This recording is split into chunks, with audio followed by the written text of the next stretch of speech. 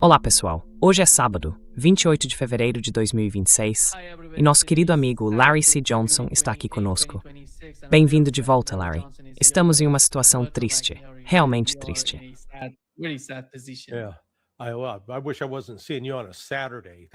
Eu queria não estar te vendo num sábado. Isso geralmente não é boa notícia, sabe? Te ver num sábado é como aquelas ligações que chegam no meio da noite. Normalmente não estão ligando para dizer, ei, você ganhou na loteria, ou ei, acabamos de ter um bebê, alguém morreu. Ou neste caso, os Estados Unidos perderam completamente a cabeça e decidiram começar a Terceira Guerra Mundial.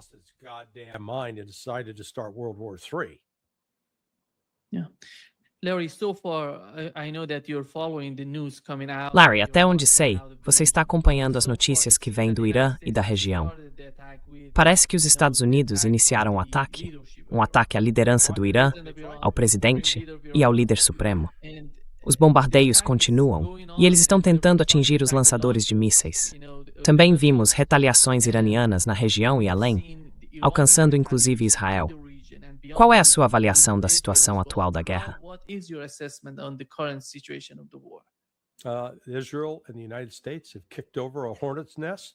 Israel e os Estados Unidos cutucaram o vespeiro e estão suscetíveis a...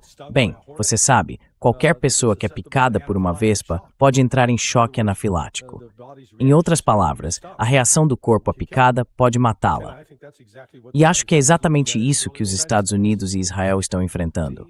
Os Estados Unidos têm muito poder inicial, podem lançar um ataque massivo, claro, mas continuam se esquecendo de quão grande é o Irã. Não se trata de destruir um quarteirão, é um país enorme, cerca de 4 vezes o tamanho do Iraque.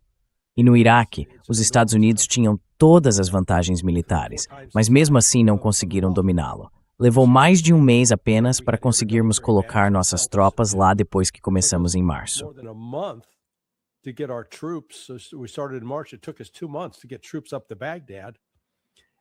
Levamos 2 meses para levar as tropas até Bagdá. E então, mesmo depois que, entre aspas, garantimos a segurança, lembra do George W. Bush com missão cumprida? Foi quando a insurgência interna começou. Isso foi tão equivocado e planejado de forma tola. Eles presumiram que havia tanto apoio popular para derrubar o regime, que tudo o que precisavam fazer era atingir mais alguns alvos, matar mais algumas pessoas. E você sabe, nós já conversamos sobre isso antes. A razão pela qual o Ocidente acreditou nisso é porque a CIA, usando um intermediário por meio da USAID e do National Endowment for Democracy, estava publicando uma pesquisa de opinião através de um grupo sediado na Holanda, GANAM, G-A-N-A-M, e outro, Visifone, acho que era VPN, do Canadá.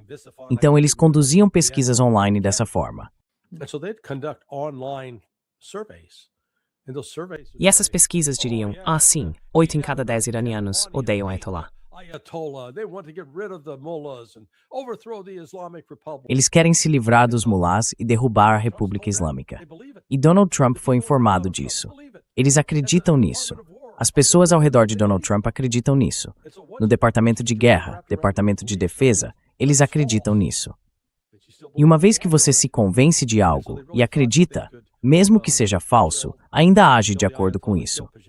Então, eles realmente acharam que poderiam matar o Ayatollah, matar Pezeshkian. Santo Deus, por que alguém iria querer matá-lo? Alguns iranianos diriam que ele tem sido um instrumento do Ocidente. Esta é a segunda vez que os Estados Unidos usam negociações de paz como ferramenta, como artifício, para enganar o governo e o povo iraniano. Sabe, daqui para frente, se os Estados Unidos quiserem vir negociar, 2 palavras para eles.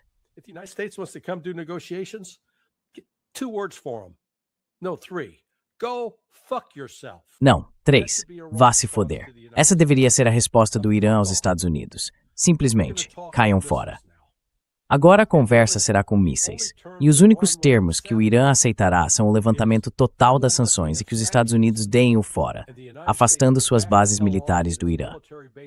Caso contrário, mantenham o Golfo, mantenham o Estreito de Hormuz fechado, cortem 25% do petróleo mundial e continuem destruindo essas bases militares até que o Catar, os Emirados Árabes Unidos, o Kuwait e a Arábia Saudita os expulsem de vez. Os Estados Unidos não têm nada que ter bases militares nas fronteiras do Irã. Essa deveria ser a posição do Irã. E sabe de uma coisa? acho que eles vão estar em uma posição bem forte, na verdade, para exigir isso. Porque o que os Estados Unidos vão fazer?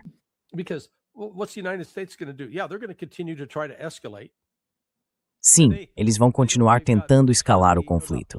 Eles têm não em grande quantidade, mas armas ofensivas suficientes. Claro, podem continuar atacando o Irã. Mas os sistemas de defesa aérea que possuem vão ficar sem mísseis. Eles não têm substitutos para o Patriot ou o THAAD. Só tem um suprimento limitado desses. Neste momento, parece que o Irã está lançando mísseis de isca, mísseis e drones mais antigos, basicamente drenando os sistemas de defesa aérea tanto de Israel quanto dos Estados Unidos. Esses sistemas vão se esgotar. E quando isso acontecer, o Irã vai ter carta branca. Eles vão destruir completamente as bases aéreas, a base aérea Príncipe Sultão e a Muwafaq al-Salti, na Jordânia.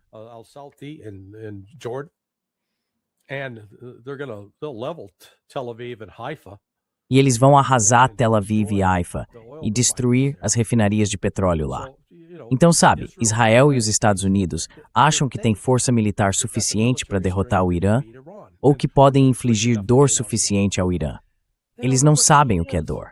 O povo iraniano sabe.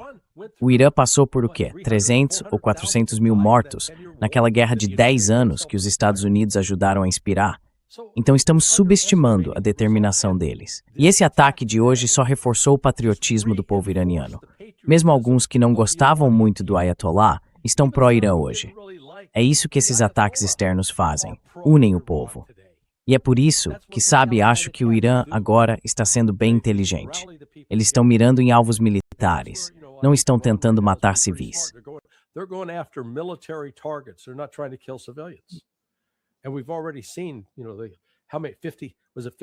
E já vimos, foram o quê? 57 meninas mortas? Assassinadas por, não está claro se foi um míssil dos Estados Unidos ou um míssil israelense. Mas é o sangue de crianças. É só nisso que o Ocidente é bom. Matar crianças e sionistas. Então isso, sabe, é só o começo. E eu acho que o Irã, bem, espero que o Irã tenha aprendido a lição desde junho passado, porque eles foram convencidos a fazer um acordo com os Estados Unidos para interromper mais uma rodada de ataques e que tudo pararia. Não, você não para até que os Estados Unidos estejam implorando para que você pare. E é isso que o Trump é. Você vai ter que humilhar o Trump, e eles deveriam, porque isso era evitável. Mais uma vez, nos disseram, foi aí que o Ray e eu tivemos nosso desentendimento no programa do juiz napolitano. E eu esperava, e rezava para que o Ray fizesse certo.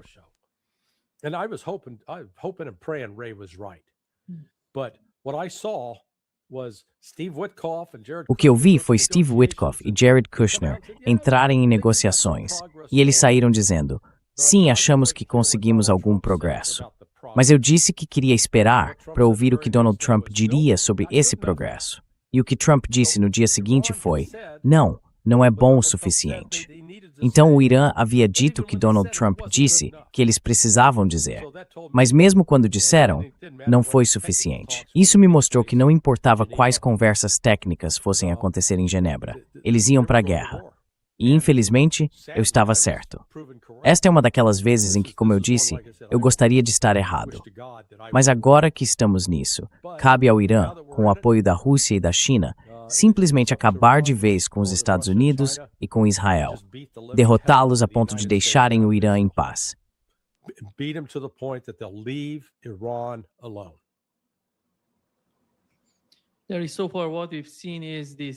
Até agora, o que vimos foram muitos ataques a bases militares, bases dos estados no Golfo Pérsico. No momento, eles estão concentrados principalmente no Golfo Pérsico. Enviaram alguns mísseis e drones para Israel, mas o foco principal ainda é o Golfo. Qual é a estratégia aqui? Porque a Guarda Revolucionária Iraniana já havia declarado que o Estreito de Hormuz está fechado e que ninguém pode passar por ele. Sim. Qual é a estratégia? O que se passa na mente dos iranianos na Europa? Bem, causar desgaste aos recursos aéreos dos Estados Unidos ou torná-los inviáveis, impor custos. Veja neste momento se eles conseguem operar a partir da base aérea Prince Sultan e da Muwafaq al-Salti, na Jordânia. E se eu estiver pronunciando errado, minhas desculpas a quem estiver ouvindo, Mas veja, se o Irã conseguir destruir essas bases aéreas, os Estados terão que se realocar em outro lugar. E quando precisarem se realocar, isso significa que terão que voar distâncias maiores ou refri, sanitar em busca do reabastecimento aéreo. Então tudo se torna muito caro, certo? E é por isso que eu disse que os Estados Unidos não estão preparados para um conflito longo e prolongado, de desgaste.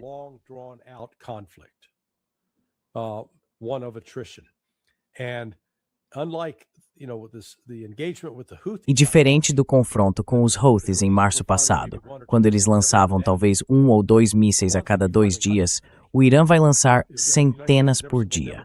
Os Estados Unidos nunca terão visto nada parecido. Não tenho provas disso, mas acredito que o estoque de mísseis do Irã esteja mais próximo de 20 mil. Está subterrâneo. E eles continuam dizendo que ainda não demonstraram seus mísseis mais avançados, que isso ainda está por vir. Então eu disse, os Estados Unidos têm limitações. Eles produzem, digamos, 700 ou 800 mísseis Patriot por ano. E quando você percebe que é preciso disparar pelo menos 2 Patriots para cada drone Shahed que se aproxima, faça as contas.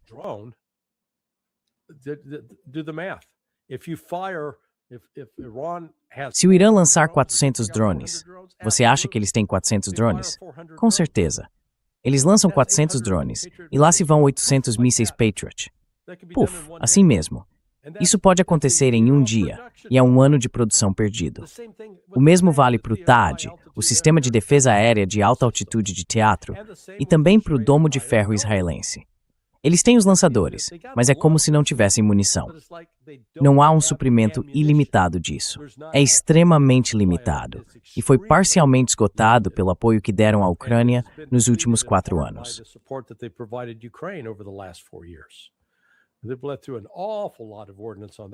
Eles deixaram passar uma quantidade enorme de armamentos nisso. E os destroyers, aqueles que estão lá para proteger o porta-aviões, são limitados. Eles têm apenas 96 tubos de mísseis, e isso parte da suposição de que precisarão disparar apenas 1 ou 2. Mais uma vez, o Irã tem uma força de mísseis massiva, e se decidir usá-la contra esses alvos, pode forçar os Estados Unidos a recuar da área, porque ficarão sem mísseis defensivos. Então, acho que o Irã tem muitas cartas na manga. Eles têm submarinos, têm fragatas. Parte da capacidade naval deles foi destruída, não toda.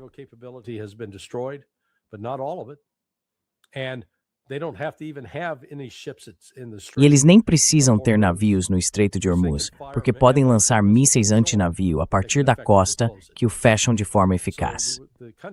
Os países da Ásia que dependem do petróleo, a China, por exemplo, estava estocando antes, então a China sabia o que estava por vir. Mas os outros países vão gritar de indignação e pressionar os Estados Unidos e Israel para pôr fim a essa loucura. Porque a atitude do Irã é: nós estávamos cuidando da nossa vida. Aqueles desgraçados nos atacaram. E desculpe a linguagem obscena, mas é exatamente que me são a isso.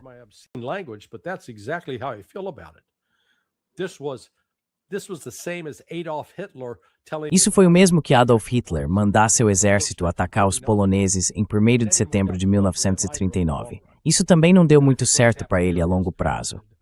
E eu acho que o que aconteceu aqui é que Donald Trump fez o que George W. Bush fez, mentiu para o povo americano. George W. Bush prometeu: leiam meus lábios, nenhum novo imposto. E então o que ele fez? Impôs novos impostos. As pessoas se lembraram, ficaram furiosas. Agora Trump e os republicanos vão levar uma surra ainda mais pesada do que já estavam prestes a levar. Sabe, essa bobagem de Israel em primeiro lugar precisa parar. Precisa parar completamente.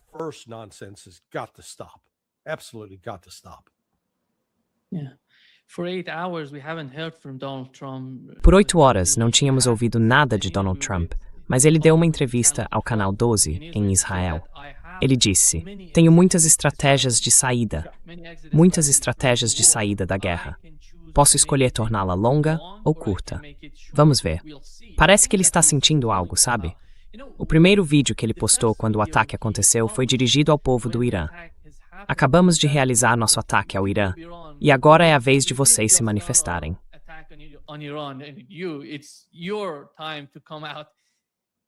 É inacreditável, sabe? E ele continua repetindo que 33 mil pessoas foram mortas e todo esse absurdo que ele está espalhando. Não tenho certeza se ele sequer sabe o que está fazendo.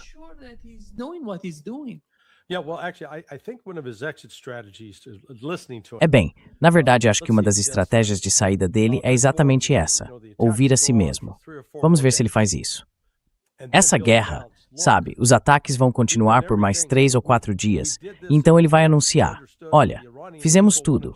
Fizemos isso porque entendemos que o povo iraniano queria se levantar e derrubar o regime islâmico brutal, e demos a eles uma chance. Viemos para apoiá-los e eles não responderam. Então não é culpa nossa. Tentamos, mas aqueles iranianos idiotas simplesmente não se levantaram e não fizeram o que deveriam fazer. Então vamos lavar as mãos disso e seguir em frente. De novo, qual é o incentivo para o Irã parar de explodir instalações militares dos Estados Unidos? Eles já destruíram o quartel-general da 5ª Frota lá no Bahrein.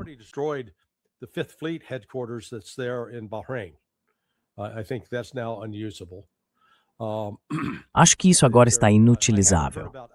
Não ouvi falar sobre Al-Udeid, mas espero que eles tenham destruído aquilo, que tenham explodido o Centro de Operações Aéreas Combinadas. Eles destruíram os diferentes refeitórios, tornaram o lugar inabitável. E então você sabe, os Estados Unidos vão ter que retirar as forças da região. Mas, veja, o Irã está controlando o jogo agora. Sim, eles vão assumir o controle. Os iranianos vão morrer e vão sofrer alguns danos. Mas o que os Estados Unidos não conseguiram entender é a tenacidade do povo iraniano. Veja o que eles foram capazes de suportar antes, naquela época. Você era jovem demais para se lembrar disso. Mas veja o que eles suportaram durante aquela guerra de quase 10 anos com Saddam Hussein.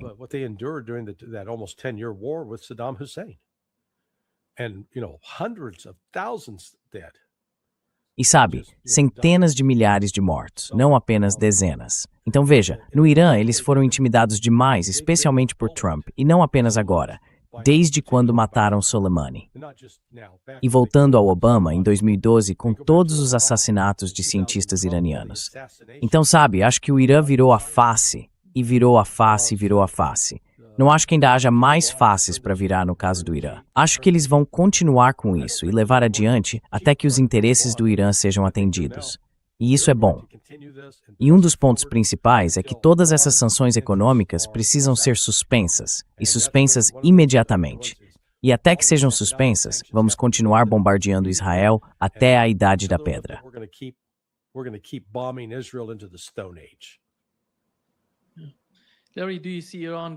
Larry, você acha que o Irã está adotando as mesmas estratégias que usou durante a Guerra de 12 Dias? Eles começaram com um grande número de mísseis e drones. Depois reduziram a quantidade apenas para serem mais estratégicos. Parece que, nas horas iniciais, eles começaram com a mesma abordagem que tiveram no final da Guerra de 12 Dias.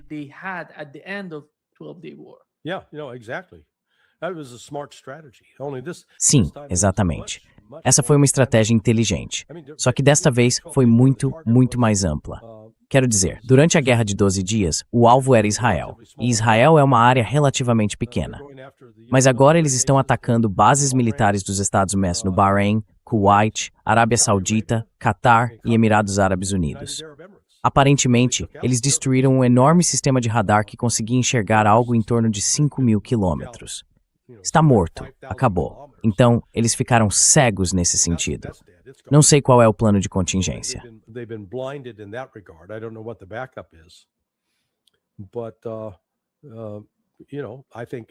Mas sabe, eu acho que o Irã, com suas cidades subterrâneas de mísseis e, pelo que entendo, instalações de fabricação subterrâneas, acima do solo, os Estados Unidos e Israel ainda podem causar danos. E veremos. Eu não sei quão extenso ou quão eficaz é o sistema de defesa aérea, ou se o Irã desenvolveu boas contramedidas contra as capacidades de guerra eletrônica dos Estados Unidos e de Israel. Então, há muitas complexidades aqui. Mas, em termos de quem tem a vantagem quando se trata de suportar perdas de forma eficaz, eu diria que o Irã tem essa vantagem, não os Estados Unidos.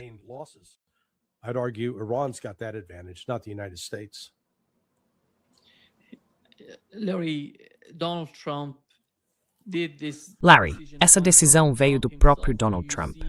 Ou você vê Israel como o principal responsável por trás disso?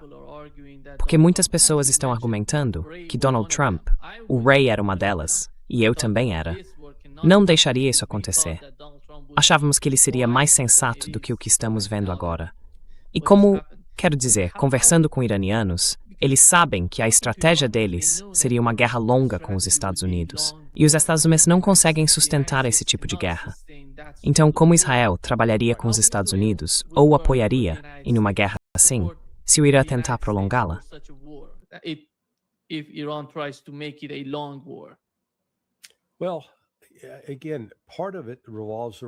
Bem, novamente, parte disso gira em torno do fato de que os israelenses e a comunidade de inteligência dos Estados Unidos têm mentido para si mesmos. Eles se convenceram, e vimos isso em um artigo recente do Sy Hersh, e não culpo o Sy por isso, mas ele foi informado por uma fonte de que se não fosse israelense, era da inteligência dos Estados Unidos. Disseram a ele que os mísseis balísticos iranianos haviam sido destruídos no último janeiro ou junho. Bem, o que você acha agora? Essa fonte não deveria mais ter nenhuma credibilidade com o SAIP. Mas garanto que o Sy não foi o único a ser levado a acreditar nisso. Quero dizer, a alta liderança da comunidade de inteligência e defesa dos Estados Unidos, assim como o presidente e os israelenses, convenceram a si mesmos de que, sim, o Irã é tão fraco e tão frágil. Tudo o que precisamos fazer é esse pequeno ataque e o exército regular vai se levantar e derrubar o Ayatollah.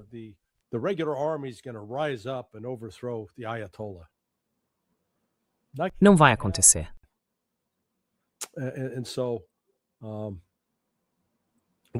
E assim, o que enfrentamos é uma guerra de atrito. Os Estados Unidos não estão em posição de travar uma guerra de atrito, nem Israel. Eu diria que o Irã, na verdade, tem uma vantagem aqui, uma que nem Israel nem os Estados Unidos, mesmo trabalhando juntos, possuem.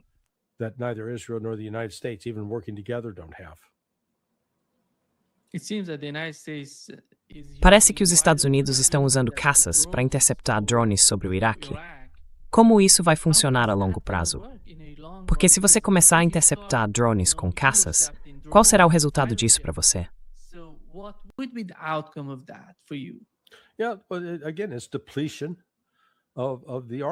De novo, é o esgotamento dos armamentos. Quanto mais esses aviões precisam decolar, mais manutenção eles exigem. Então há toda a cadeia logística de manter esses aviões em condições de funcionamento adequado. Se eu fosse o Irã, lembraria do grande Muhammad Ali, a estratégia do rope-a-dope de Ali, em que ele se encostava nas cordas, se protegia e deixava o adversário se cansar de tanto golpear. Eles o acertavam tanto que acabavam exaustos, e quando estavam cansados, Ali os finalizava. Acho que há um elemento dessa estratégia no caso do Irã. Ainda não sabemos toda a extensão e o alcance do apoio que está sendo fornecido pela China e pela Rússia. Mas, novamente, se eu fosse a Rússia, olharia para o que aconteceu e perceberia que Steve Witkoff foi lá e fez... Bem, o cara simplesmente está mentindo.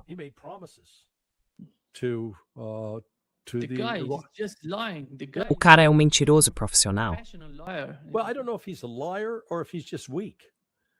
Bem, eu não sei se ele é um mentiroso ou se é apenas fraco. Talvez ele realmente acreditasse naquilo. Mas quando volta a Washington, dizem, cala a boca. Não vamos fazer isso. Então ele não tem poder nenhum. A palavra dele não significa nada. É como por que falar com ele? Se ele não consegue cumprir o que promete, por que perder 5 minutos conversando com o cara? E é por isso que eu digo que um dos resultados disso é que a Rússia vai dizer, sabe, Witkoff vai aparecer. Ei, Vladimir, gostaria de fazer uma visita. E Putin vai responder, não preciso te ver. Você não cumpriu uma única promessa que fez para nós. E agora está aí quebrando todas as promessas feitas ao Irã. O Irã basicamente estava dizendo aos Estados Unidos na época, vão se ferrar.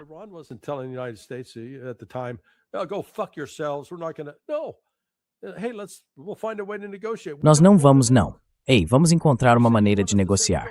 Nós não queremos uma bomba nuclear. Você quer que a gente diga que não quer uma bomba nuclear? Tudo bem, nós não queremos uma bomba nuclear. Então vamos nos reunir e acertar os detalhes para que possamos garantir a você que não vamos conseguir uma. E os Estados Unidos, em vez disso, junto com Israel, atacaram o Irã. e as 57 meninas mortas, alunas assassinadas pelos Estados Unidos e por Israel. Assassinadas por eles. Isso não é uma baixa incidental. Isso é assassinato.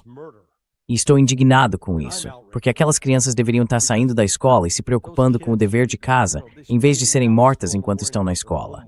É uma indignação absoluta. It's an outrage, absolute outrage. A grande mídia, Larry, está obcecada com essa questão. Onde está o líder supremo do Irã? Eles estão perguntando ao ministro das Relações Exteriores do Irã, ao representante do ministro, estão até perguntando se o líder supremo está vivo. Eu não sei de onde isso vem, porque eles estão tão obcecados que acham que, se matarem o líder supremo, isso será o fim. Eles não entendem. Isso não é o fim. Vamos supor o pior cenário. Vamos supor que tenham matado o líder supremo. Eu diria que nada mudaria. Essas pessoas simplesmente não entendem isso. These people don't understand that. And here is what Ali Larijani, he is the head of the... E aqui está o que Ali Larijani, chefe do Conselho de Segurança do Irã, acabou de tweetar. Faremos com que os criminosos sionistas e os americanos sem vergonha se arrependam de suas ações. Os bravos soldados e a grande nação do Irã darão uma lição inesquecível aos opressores internacionais infernais. Ele ocupa a posição mais poderosa depois do líder supremo do Irã, e ele acabou de tweetar isso. Também estavam perguntando sobre a situação dele, porque havia alegações de que Ali Larijani havia sido morto, mas ele está vivo, acabou de tweetar. Acho que grande parte desse tipo de ilusão nos Estados Unidos vem das informações que estão recebendo dos israelenses.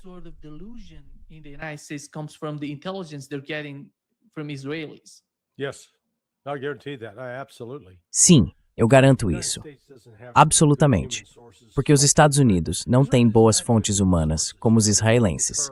Os israelenses sempre tiveram boas fontes humanas. Eles trabalharam com os curdos, trabalharam com os balutes e tenho certeza de que até conseguiram alguns azeris que se alistaram, alguns persas também.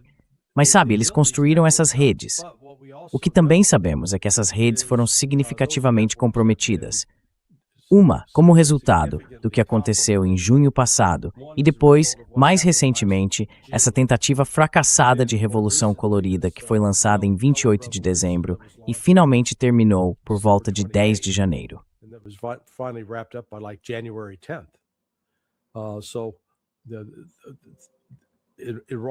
Então, os serviços de contra-inteligência do Irã conseguiram sair e começar a identificar as pessoas envolvidas nessas redes. Portanto, nem Israel nem os Estados Unidos têm hoje a força de rede que existia há um ano. E além desse tipo de ataque covarde, novamente, matando essas crianças, mas você sabe, Israel não se importa. Eles já mataram quase 20 mil crianças palestinas e o mundo não se importa. Então, sabe, cabe ao Irã fazer o mundo se importar. E, ao contrário dos palestinos, que não estão sentados em um monte de mísseis balísticos e hipersônicos, o Irã está. E o que o Ocidente não entende é que esses mísseis são móveis.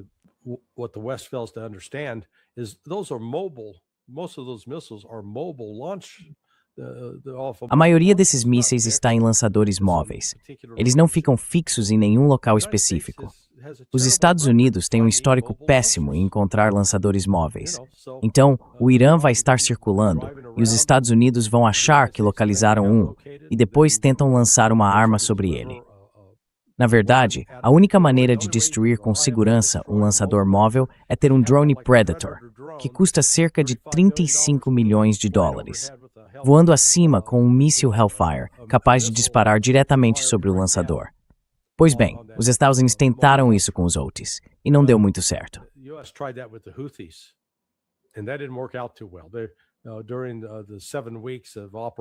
Durante as 7 semanas da Operação Rough Rider, os Estados Unidos estavam perdendo um drone por semana. E olhando para os números gerais, acho que eles perderam cerca de 27. Isso representa aproximadamente $800 milhões em drones. Muito dinheiro. E, novamente, eles não estão produzindo esses drones em massa. Portanto, os Estados Unidos vão enfrentar alguns desafios reais aqui. Eles estão planejando, esperando, acreditando que isso será rápido. Entra e sai, e acabou. Nada disso, vai se arrastar. E se eles acharam que a Guerra de 12 dias foi longa, esta pode durar muito mais.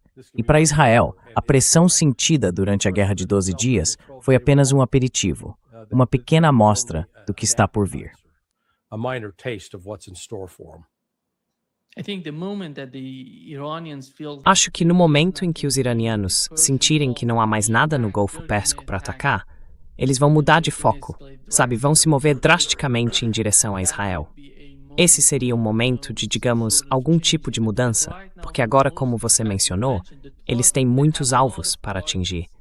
Eles estão principalmente concentrados no Golfo Pérsico, mas quando terminarem lá, é então que o principal ataque pode acontecer em Israel. Well, yeah, you've got Bem, sim, tem também o outro problema que vai se desgastar. Os Houthis vão intervir e começar a lançar mísseis, e o Hezbollah também. Então, mais uma vez, Israel agora vai enfrentar fogo de 3 lados, não apenas de um, e isso vai esgotar suas defesas. Eles podem ter mísseis de defesa aérea suficientes hoje para cobrir, talvez derrubar 80% do que está chegando, mas depois de 4 ou 5 dias, podem ficar sem, e então não terão mais defesa. É nesse ponto, eu acho, que você verá o realmente intensificar a destruição.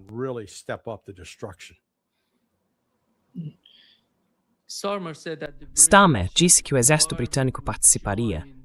Você sabe, eles estão enviando caças. Quanta diferença eles podem fazer no campo de batalha? Just one more target to be shot at. Apenas mais um alvo a ser atingido. Veja novamente, esses caças têm alcance limitado. Eles voam talvez 600 milhas.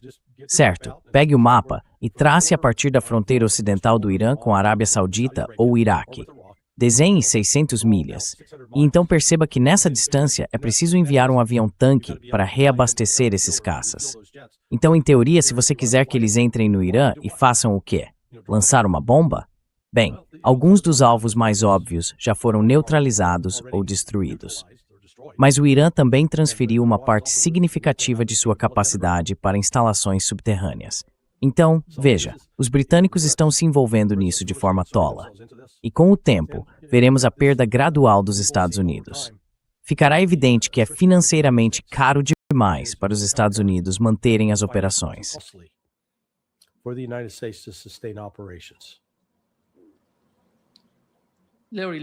Larry, vamos supor que o Irã atinja um desses porta-aviões. O que aconteceria então? Be a lot of dead sailors. Haveria muitos marinheiros mortos. E isso criaria pressão sobre Trump para tentar escalar. Mas escalar como? Não podemos enviar soldados. Levaria de 6 a 8 meses para formar uma força e invadir o Irã. Seria um pesadelo logístico, e isso supondo que o Irã simplesmente ficasse parado assistindo, o que não vai acontecer. O que me intriga é quanto de dor a economia mundial pode suportar com 21% do fluxo de petróleo do Golfo Pérsico interrompido. É daí que virá a verdadeira pressão, porque isso vai custar dinheiro às pessoas.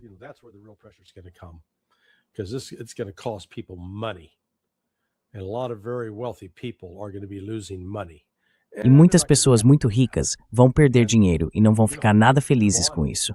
Veja, para o Irã é fácil e não muito caro manter o Estreito de Hormuz fechado. Então a pressão vai recair sobre os Estados Unidos. Eu não vejo, deixe-me colocar desta forma, se o Irã, de forma tola, fizer algum acordo do tipo, certo, vamos parar de atirar, em troca de quê? Suspendam todas as malditas sanções. Essas sanções acabaram, levantem-nas. E se o outro lado disser bem não, então tudo bem, que se danem, vamos continuar destruindo suas bases. To destroy your bases.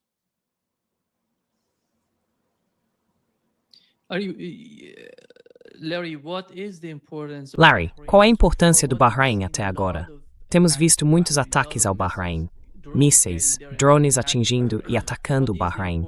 Qual é o significado do Bahrein? E como você compara, por exemplo, com o Catar ou os Emirados Árabes Unidos?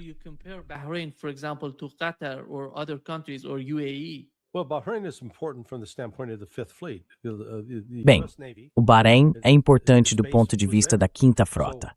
A base da Marinha dos Estados Unidos fica lá.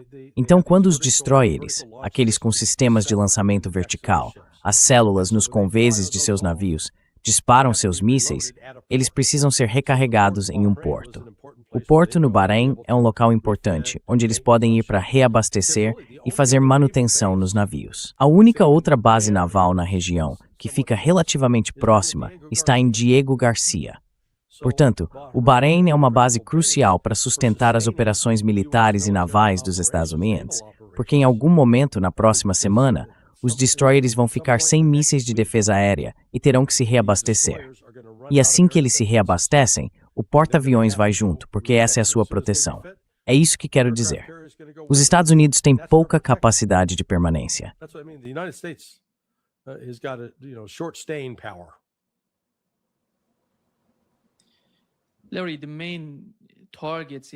Larry, os principais alvos no Irã são esses lançadores que você acabou de mencionar.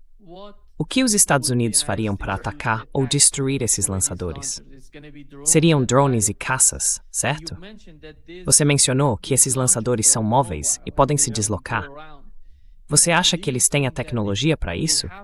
Quero dizer, para um caça, não é como em um desenho animado ou em um filme, em que você simplesmente voa por aí procurando o lançador. Ele sabe a localização exata desse lançador temporário small. Isso mesmo. That launcher to hit it. Is that the case? Yeah. I mean, that's why the US has been, Sim, sim.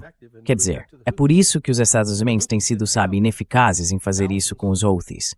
E os Houthis não tinham milhares de lançadores móveis. Talvez tivessem, uma dúzia, talvez duas. O Irã tem muito mais. E o Irã é um país grande. Eles podem dirigir por aí e escondê-los. Então não é fácil encontrá-los. E novamente, digamos que você encontre um. Bem, se ele for móvel e estiver se movendo, a única maneira que eles tinham no passado de acompanhá-lo era com um drone voando por cima, vigiando. Mas esses drones são abatidos. E uma vez que você perde esses olhos no céu, volta a adivinhar. Então é isso que estamos vendo aqui. A capacidade dos Estados Unidos de sustentar operações, de observar, localizar e destruir os drones e mísseis é muito limitada.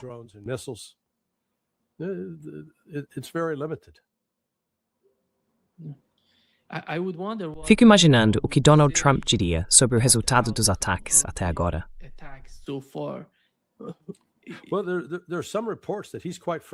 Bem, alguns relatos de que ele está bastante frustrado. Acho que venderam para ele uma ilusão, de que se atacássemos o Irã dessa forma, o regime entraria em colapso. Mas ele não está colapsando. Está reagindo com força e causando caos. Ainda não temos uma contagem precisa de baixas para saber quantos soldados, marinheiros e fuzileiros navais dos Estados Unidos foram mortos. Eu arriscaria dizer que alguns foram, mas ainda não temos esses números, e eles vão tentar escondê-los. Mas à medida que o número de mortos começar a aumentar, especialmente se atingirem um porta-aviões, se o Irã conseguir afundar um porta-aviões, poderíamos ver algo em torno de, digamos, uma tripulação de cerca de 5.000 pessoas a bordo. They got a crew of about 5,000 on board. Let's say half of them drown. Oh my God. Digamos que metade deles se afogue. Meu Deus. Isso seria a maior perda de vidas em combate para a Marinha que os Estados Unidos teriam experimentado em mais de 80 anos. Quero dizer, da última vez foi na Segunda Guerra Mundial, provavelmente no Pacífico, lutando contra os japoneses. E os japoneses usavam aviões kamikaze. Então, isso pode ser bastante significativo.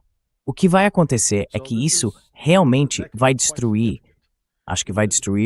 Donald Trump politicamente, assim como aconteceu com George H.W. Bush, que disse 100 novos impostos e depois aumentou os impostos. Trump prometeu não iniciar mais guerras.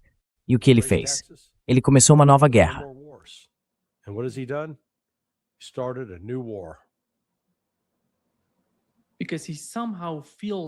Porque ele de alguma forma sente que está no comando, que pode controlar tudo. E como ele disse, posso decidir se é uma guerra longa ou uma guerra curta. É minha decisão. Mas não vejo isso acontecendo. Não acho que isso estaria totalmente nas mãos de Donald Trump para decidir.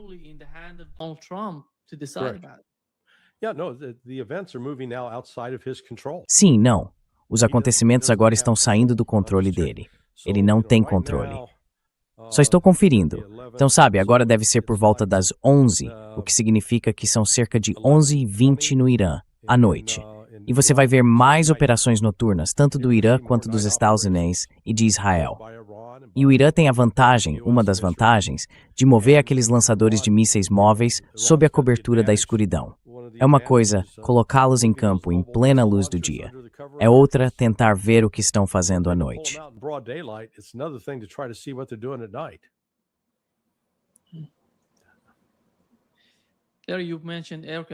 Larry, você mencionou porta-aviões. E quanto aos destroyers? Parece que os destroyers teriam que ficar mais próximos da costa iraniana, mais perto do litoral. Isso poderia ser um grande problema para eles, porque estariam bem perto do Irã. É.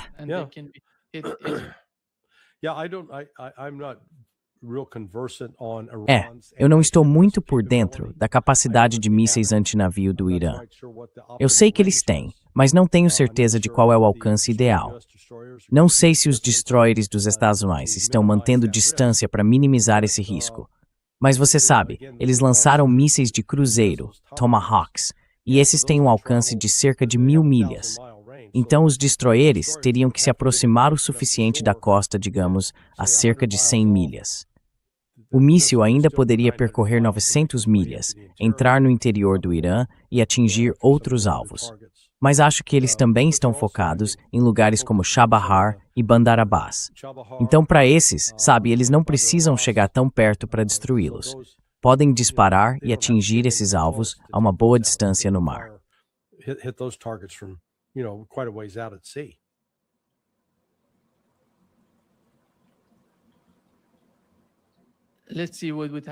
Vamos ver o que acontece, Larry. Estamos acompanhando as notícias e a situação está mudando.